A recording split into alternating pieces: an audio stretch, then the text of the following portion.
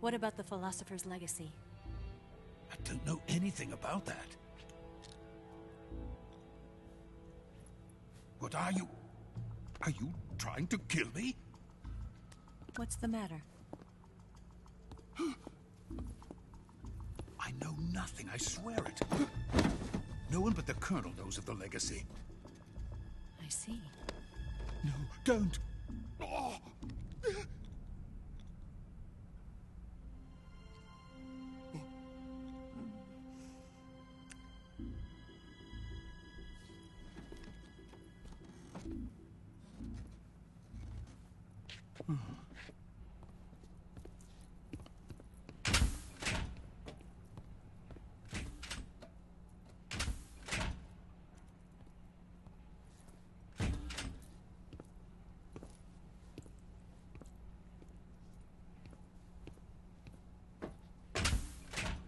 Who's there? You're the man from the CIA. What are you doing here? I told you before, didn't I?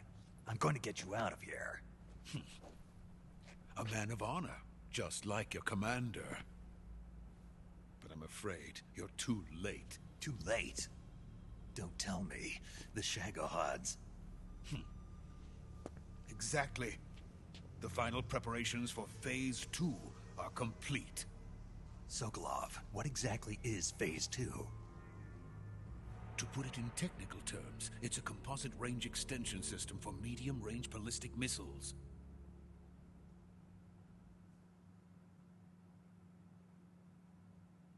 The Shagohod was originally designed as a tank that could launch nuclear missiles from any type of terrain. There was just one problem we couldn't figure out how to solve. The ICBMs we have today are simply too big for the Shagohod to carry. But the military would not hear of it. They demanded a weapon that could launch a nuclear missile directly into the American homeland. That is when I came up with the idea for Phase 2. But there's no way you could load an ICBM onto the Shagohod. So how'd you do it? By accelerating the Shagohod itself. Accelerating it? In Phase 2, a rocket booster unit is attached to the frame of the Shagohod. The unit incorporates the same technology used in the Vostok rocket that sent Major Gagarin into space. Using this booster, the Shagohod can achieve a land speed of over 300 miles per hour. That monster can go more than 300 miles per hour? Yes. And from this state of accelerated motion, it launches a nuclear missile. So, the Shagohod acts like the first stage of a rocket. Yes, precisely. The range of the missile launched by the Shagohod thus increases from 2,500 miles to 6,000 miles. 6,000 miles? That's enough to strike anywhere in the United States. Not only that, with the Shagohod, there's no need to construct giant silos like the ones used to house ICBMs. All you need is a runway about 3 miles in length, or its equivalent. And you can launch a thermonuclear strike against any location in the United States from anywhere in the Soviet Union. It cannot be detected by spy planes or satellites. It's a mobile fortress, capable of deploying in secret and launching its payload at any time. A weapon from hell.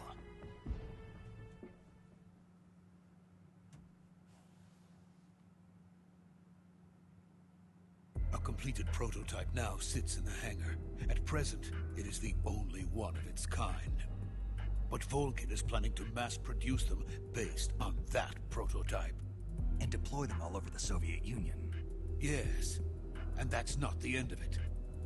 He's going to ship them to Eastern Europe, to Asia, to all the countries of the Eastern Bloc. Even worse, he intends to use the Shagohod as bait to foment armed uprisings among dictators, ethnic insurgents, and revolutionary groups throughout the Third World. His funds are nearly limitless. He could start mass production tomorrow if he wanted. The reason that tensions between East and West have settled into a Cold War is because each side fears the other's power. Deterrence. The idea of using threats to keep one's enemy in check is the perfect word to sum up this state of affairs. But the Shagohod goes far beyond the level of threat. It will render the concept of deterrence utterly meaningless. If such a weapon is unleashed on the world, it will not be long before all nations are engulfed in conflict. The Cold War will end, and the entire planet will be consumed by the fires of war. Vulcan and the Shagohod will be at the center of it all. So you see, it's already too late. No, it's not too late. What do you mean? We've still got a chance. All we have to do is destroy the prototype and the whole facility before they can mass produce it. But just tell me what I need to do to destroy this place. all right. The liquid fuel used in the rocket engine is stored in a tank. If you can blow it up somehow... Some C3 ought to be enough to blow the entire hangar to smithereens. C3? You mean that cutting-edge plastic explosive? It could be molded into any shape. The bomb of the future. Where can I get it? There was some in the armory here, but it's gone now. It was stolen by a female spy who was here a minute ago. Eva? No, that's not her name. Her name is Tatiana. She made her way in here by becoming Vulcan's lover. I thought she was your lover. Mine? Oh no, she is Vulcan's lover. This is my lover.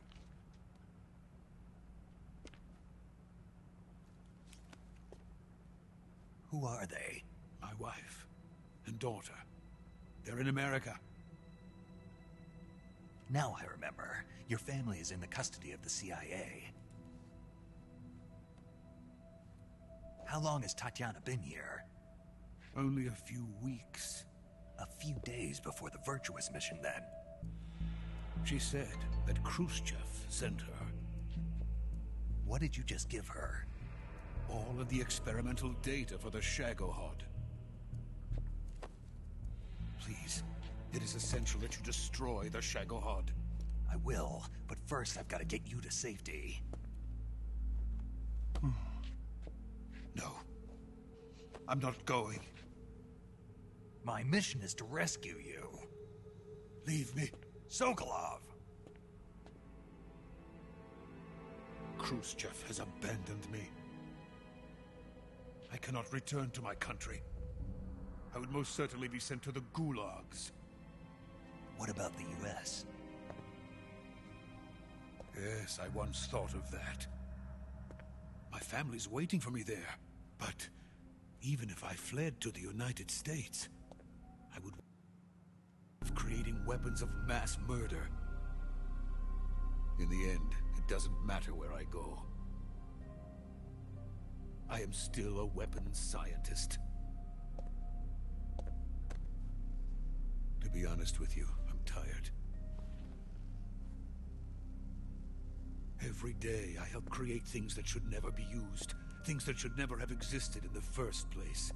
Every day, without sleep. Without a word of praise from others. And my creations do not even benefit mankind. They are merely the tools of politicians. All I wanted to do was build space rockets. But it was not to be. The space race between America and Russia became the prey of politicians. The space race and the arms race are one and the same. Missiles, rockets, what's the difference? Scientists are always being used. Please, watch over my family.